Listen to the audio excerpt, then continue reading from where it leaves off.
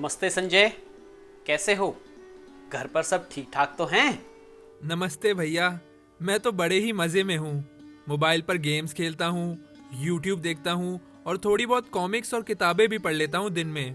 रोटी सब्जी भी मम्मी और दीदी गर्मा गर्म परोस देती हैं और सुबह देर तक सोने को भी मिल जाता है।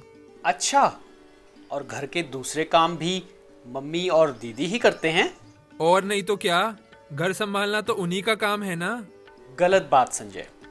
ये अच्छी बात है कि तुम अपना समय चाव से बिता रहे हो, लेकिन ये बहुत ही बुरी बात है कि तुम अपनी मम्मी और दीदी की ज़रा भी मदद नहीं कर रहे घर पर। लड़के लड़कियों में बराबरी सिर्फ स्कूल की कक्षा तक ही सीमित नहीं होती संजय, ये घर पर भी लागू होती है। बल्कि बराबरी तो घर से ही शुरू होती है। घर संभालने की जिम्मेदारी हर उस सदस्य की होती है जो परिवार का हिस्सा हो।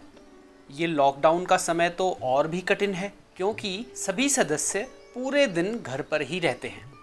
और संजय, ये भी तो सोचो कि अगर तुम्हारी दीदी पूरे दिन घर का काम ही करती रहेंगी तो वो कब पढ़ाई करेंगी, वो कब गेम्स खेल पाएंगी तुम्हारी तरह। तुम्हें भी घर के कुछ कामों का भार अपने सर पर लेना चाहिए बेटे। पढ़ाई करने का समय और मोबाइल या टैबलेट का इस्तेमाल भी दोनों को बराबर ही मिलना चाहिए।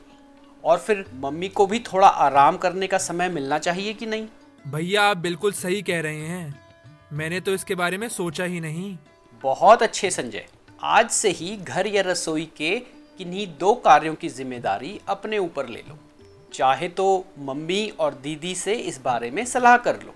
इस बात का भी ध्यान रखो कि दिन भर में मम्मी और दीदी घर के कार्यों के अलावा अपनी मनचाही गतिविधियों में भी अपना कुछ समय बिताएं।